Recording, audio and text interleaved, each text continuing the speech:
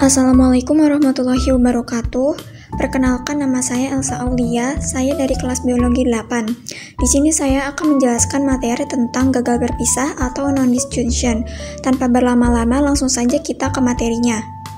Yang pertama yaitu ada pengertian.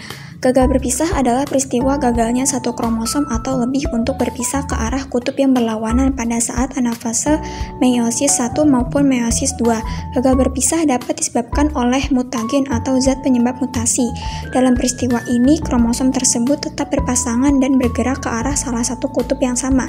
Akibatnya, kutub yang satu mendapatkan kelebihan kromosom, sedangkan kutub yang lainnya kekurangan kromosom.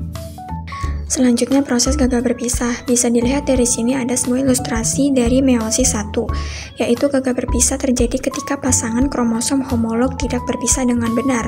Ini menyebabkan salah satu sel anak menerima dua salinan kromosom homolog, sementara sel lainnya tidak menerima salinan sama sekali.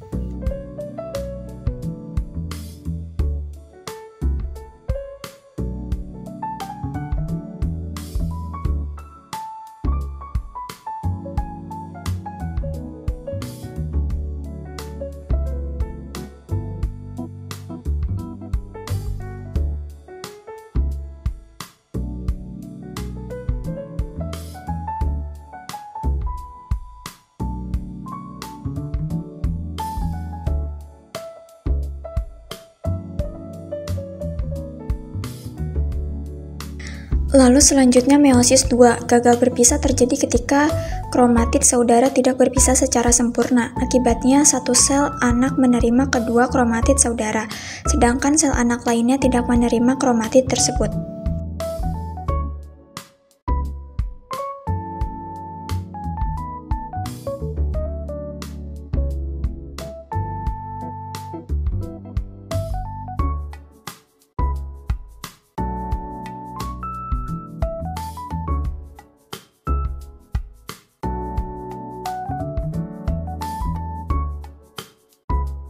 Lalu selanjutnya ada penyebab gagal berpisah. Penyebab gagal berpisah dapat disebabkan oleh 4 hal. Yang pertama, usia ibu yang lebih tua atau terutama dalam kasus manusia, seperti sindrom Down. Dan yang kedua, kelainan pada proses pembentukan gelendong mitotik. Yang ketiga, perubahan struktur atau fungsi kromosom. Dan yang terakhir, mutasi gen yang mengatur pembelahan sel. Selanjutnya ada dampak gagal berpisah. Gagal berpisah menghasilkan sel dengan jumlah kromosom abnormal atau aneuploid, yaitu yang pertama minosomi, kehilangan satu kromosom, dan yang kedua trisomi, yaitu penambahan satu kromosom. Selanjutnya ada contoh kelainan genetik akibat gagal berpisah. Yang pertama sindrom Down atau trisomi 21. Terjadi karena adanya 3 salinan kromosom nomor 21. Gejalanya meliputi keterlambatan perkembangan fisik dan mental, serta ciri khas wajah. Selanjutnya yang kedua, sindrom Turner atau monosomi X. Terjadi pada wanita yang hanya memiliki satu kromosom X atau 45,X. Gejalanya meliputi tubuh pendek, infertilitas, dan gangguan perkembangan seksual. Yang ketiga, sindrom Klinefelter atau XXY. Terjadi pada pria dengan tambahan kromosom X atau 47,XXY. Gejalanya meliputi infertilitas, tubuh tinggi, dan perkembangan payudara. Selanjutnya yang keempat ada trisomi 13 atau sindrom Patau, kelainan berat pada perkembangan otak, jantung, dan organ lainnya. Yang kelima trisomi 18 atau sindrom Edwards, kelainan yang sering menyebabkan keguguran atau kematian dini. Lalu selanjutnya yang terakhir ada upaya pencegahan. Yang pertama konsultasi genetik sebelum kehamilan, yang kedua deteksi dini dengan tes prenatal, dan yang ketiga pemahaman mengenai faktor risiko seperti usia ibu yang lebih tua. Yang terakhir ada kesimpulan. Gagal berpisah atau non-disjunction adalah kesalahan dalam pembelahan kromosom selama proses meiosis atau mitosis. Kesalahan ini terjadi ketika kromosom homolog atau kromatid saudara tidak terpisah dengan benar, sehingga menghasilkan sel anak dengan jumlah kromosom yang tidak normal atau aneuploidi.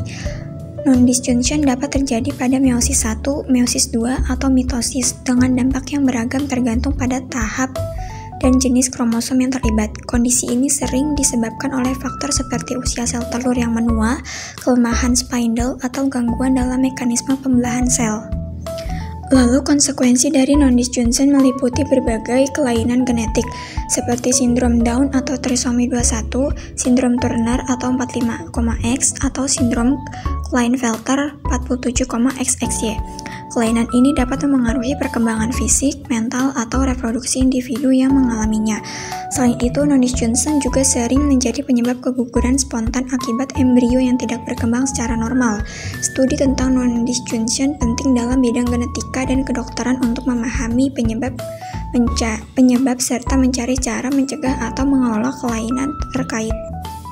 Sekian video penjelasan dari saya. Apabila ada kurang lebihnya mohon dimaafkan. Sekian, terima kasih. Wassalamualaikum warahmatullahi wabarakatuh.